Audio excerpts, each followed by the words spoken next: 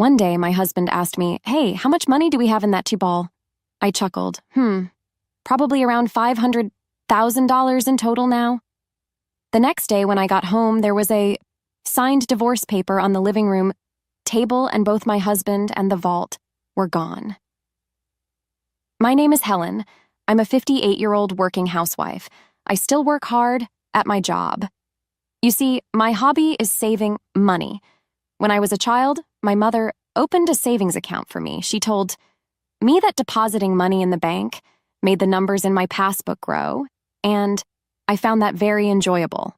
I started depositing a little bit at a time, starting with just $1, and enjoyed watching it grow. So when my savings grew by a few cents in interest each year, it was a delightful surprise to my young self. Being fond of money and how it works, I worked as a financial planner and gave advice on asset management.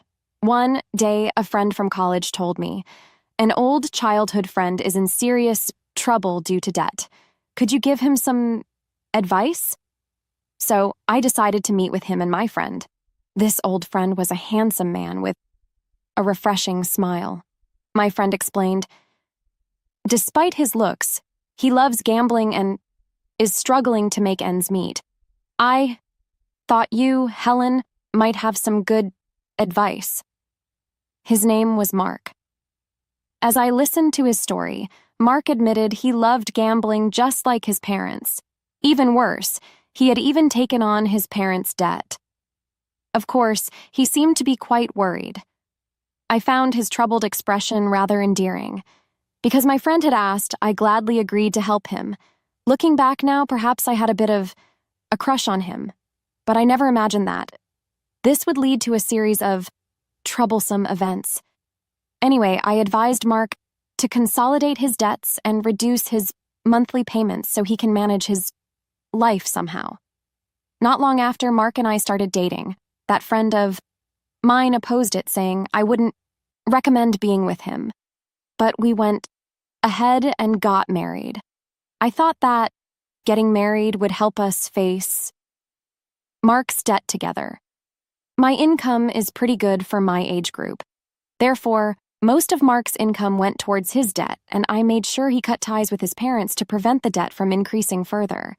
I gave Mark a monthly allowance of $500. When Mark decided to cut ties, his mother yelled, "Ungrateful child, I wish I'd never given birth to you." His father also said, "Where's that thieving cat? I can't rest until I give her a piece of my mind. You don't belong to us." My husband, Mark, being exhausted from having to deal with my in-laws' debts all this time, finally told them, "Enough is enough. I'm not your ATM. I'm trying my best here," and came back to me. He finally felt relieved to be free from my in-laws, who constantly been bringing up their debts. Soon after, we had a son. Our son, Kevin, is handsome just like Mark. He's my pride and joy. Kevin seemed to pick up on his father's lack of discipline and indecisiveness. Just as our son had noticed, Mark's carefree character didn't change. Borrowing money from predatory lenders, dealing with loan sharks, tricking friends into lending him money to gamble it away, we went through a lot. But I managed to keep Mark in line. As 23 years went by, and recently, we finally got down Mark's debt to about $10,000. We're almost at full repayment. At that moment, Mark received a call from his parents. "Please help us, your father has collapsed. We're at the hospital now, can you come?" "What? Which hospital? What's his condition? Is that okay?" "Your father suddenly collapsed and we had to call an ambulance." "Mom, pull yourself together. What hospital are you at?" Mark left work early and came to the hospital. Then he messaged me, "Helen, Dad collapsed. I'm at the hospital now. I'm sorry, I broke our promise and went to see my parents. I'm really sorry." "What? Your dad collapsed? So, how is he now?" "He had a minor stroke. His life isn't in danger, but he shouldn't overexert himself. Both my parents are feeling low. I want to stay with them for a while. Is that okay?" "Of course, honey. Go and comfort them. Should I come too?" "No, it's okay if you're busy with work and they might treat you poorly again." I gave Mark a little extra money for hospital visits. They probably couldn't pay for the hospital fees. Since then, Mark seems to visit his parents often. Each time, he took $200, $300 from me. I guess my in-laws are struggling financially and are taking a little bit from Mark. It amounted to around $1,000 to $2,000 a month, but I let it slide for now. A year has passed since my father-in-law collapsed. Both my in-laws have aged, and I guess they wanted someone to lean on. My hobby, as always, is saving money. One day, I took out my bank book from the vault and grinned. Usually Mark, who wasn't interested in me, stared at me and asked, "Hey, how much money do we have in that bank account you always look at so happily?" "It's about $500,000 now," I answered casually.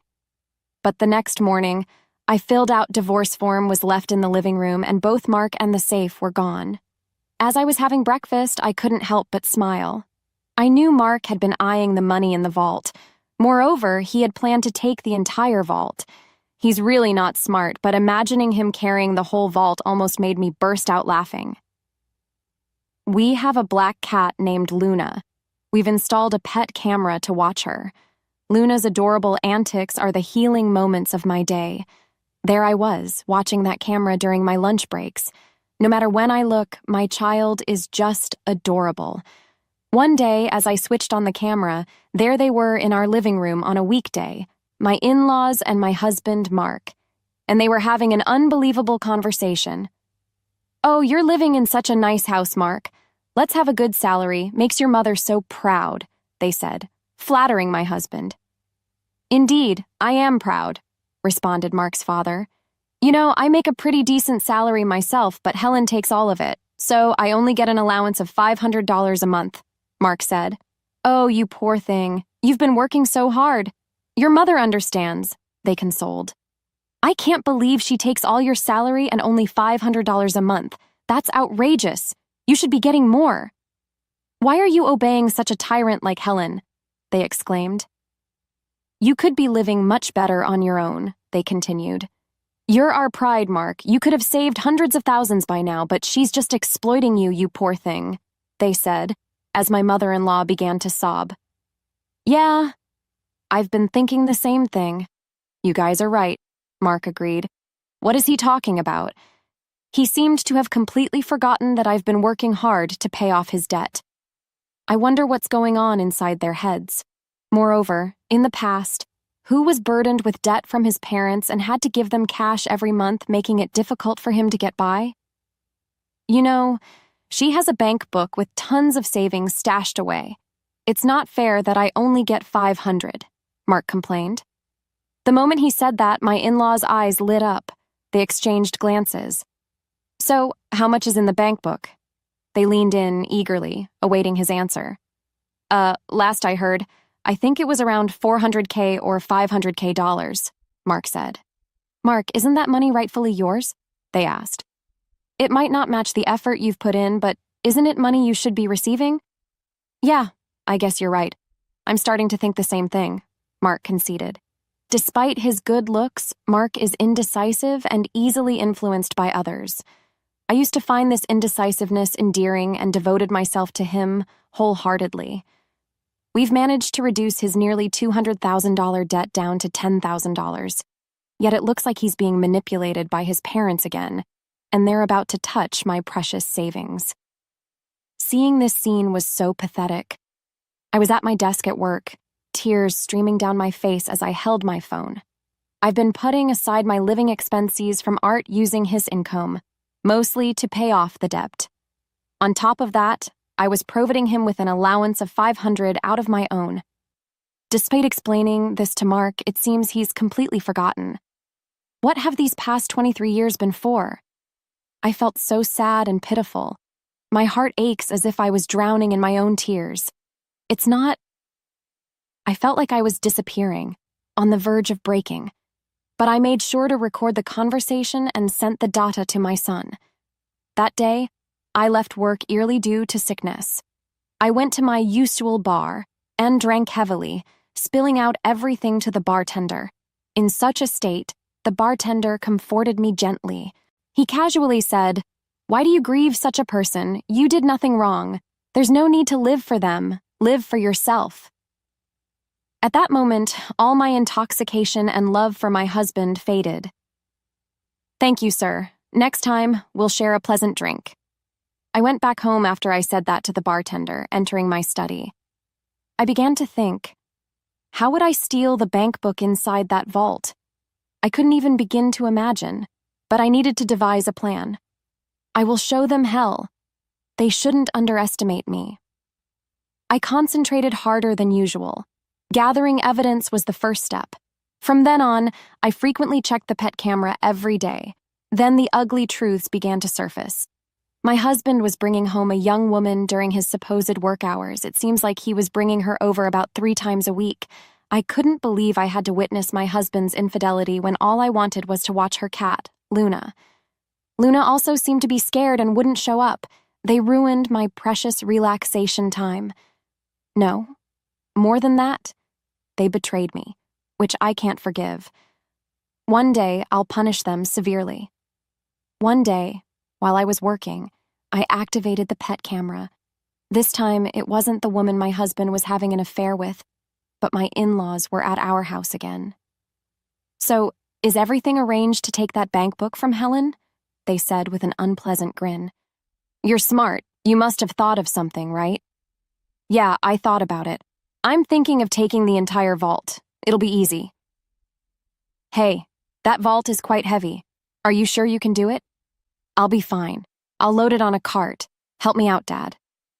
"All right. I'll assist you anytime." The safe weighed about 120 pounds. As I suspected, my husband Mark was good-looking, but not very smart. I pledged in my heart once again to drag these people down to the depths of hell. If we have that money from that bank book, we can go to the casino as a family.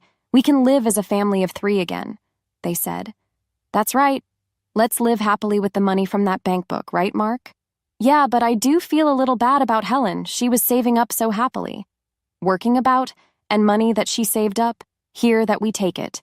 You can't be so weak. Well, we're doing this for your happiness, remember?" "Right, I'll be happy. Besides, you found a new wife, haven't you?" "Quickly divorce that woman. I have to divorce for her Saka as well. I'll leave the divorce papers here then." "That's right. We're waiting for the money from that bank book and the new wife, so I'm going to be divorced." Well, I guess that makes sense. I found myself strangely accepting. But just how down bad are these people for some money? I was sipping coffee at my office desk, recording the scene on my phone screen. I wasn't even upset or sad anymore. If they had such intentions, so did I. I was going to show them all hell. I was fired up.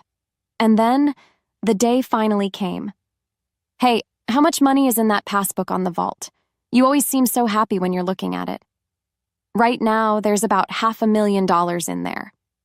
The next day, when I got home, there was a signed divorce paper in the living room, and both my husband and the vault were gone. I had a smirk on my face while having breakfast. I acted quickly afterward. I immediately filed the divorce papers and contacted my son right away. "Kevin, your father finally stole a vault. Can't believe he managed to carry it. It's so heavy." "Mom, I think it's about time you end things with Dad. By the way, did he take everything in the vault too?" "Actually, I moved all the money to online banking. The passbook is essentially worthless now. The most valuable thing might have been the safe itself, since it was so heavy. Oh, by the way, I've already filed the divorce papers. Now I'm thinking about filing a police report. What do you think?" "If you should file a police report, and it would be best to hire a lawyer." "Oh, right, a lawyer. I already had a private investigator on it, but hadn't thought about a lawyer. Thanks. I'm cutting ties with that too." Kevin seemed exasperated. As Kevin suggested, I reached out to a lawyer through my private investigative contact. I handed over the recording from my pet camera to the police and the lawyer and waited. After a while, I received a call from my ex-husband. He sounded quite frantic. "What the hell? The passbook is empty. What happened to the $500,000? You tricked me. That was my money. Where is it? Tell me now. If not, I'm going back to the house and abandoning your cat, Luna." "You just committed theft, and now you're threatening me. From now on, communicate through my lawyer," I said, and blocked his number. I reported the incident to the police and sent the recording to my lawyer. Oh, what a relief. This is what I wanted to do. Karma is a real pain. I got a call from the police shortly after. We have caught the thief. However, the vault was damaged. It appears he forced it open. The things inside it were burned. My ex-husband and his parents learned that the passbook balance was 0, and apparently they set the things inside the vault on fire. Even though it was his first offense, my ex-husband spent a few days in police custody. His parents were released with a stern warning. My ex-husband broke into the house he used to live in after he was released. "Hey, open up. I've come back. I'm sorry. It was just a small prank. Let me in. Let's talk. You haven't filed the divorce papers yet, have we? We're still married, right? Don't make a scene in front of the house. This is no longer your house. I've already filed the divorce papers. We are strangers now. Leave now, or I'll call the police," I said firmly. "You jerk! This is my house. Open up. Open up." I called the police when he started causing a scene. 10 minutes later, he was taken away by the police again. I then called my lawyer, explained what happened, and had him start the process of getting a restraining order. Afterwards, I asked my lawyer to sue for emotional distress due to infidelity. The lawyer said we might not get much money from his broke family, but none of that really matters. I'm definitely going to demand alimony. It seems the reason he broke into our house was because he was discarded by his mistress and apparently wanted to get back with me. His mistress promptly transferred $10,000 in alimony and seemed to have fled. It seems they split after the vault incident. When the money runs out, so does the love. I'm sure he was enticed by my $500,000. My underpaid ex-husband, who still has $10,000 in debt, and his gambling-addicted parents seem to be struggling with daily life. He appeared to be living in an old single-room apartment without a bath, constantly quarreling among the three of them. This information came from my lawyer. My ex-husband pleaded, "I can't afford to pay the alimony. Please reduce the amount." And my ex-husband, who got involved with the police, was on the verge of retirement but apparently got fired from his company. The elderly parents-in-law have managed to find jobs in cleaning and seem to be barely making ends meet. My ex-husband is now working 3 part-time jobs, but these 3 are gambling addicts. So no matter how much money they have, it disappears. There's no helping them. I had my lawyer tell them, "No reduction. Stay away from her. If you're really sorry, show it with money." If he had stayed with me, he had planned to end the remaining $10,000 debt by the time he retired. But he fell for the sweet talk of his gambling-addicted parents-in-law. At the end, how foolish. This $500,000 is an accumulation of my savings that I have started building from a very young age. I find it enjoyable to say, small change. There's just something fun about updating the bank book. So, I think I'll start a new bank book right now. I'm living a relaxed life with my black cat Luna. My son visits occasionally and tells me about his girlfriend. This time, I'm going to spend time for myself. I need to buy a new vault, one that's so big that a person can't carry it, right, Luna? I am the happiest I've ever been.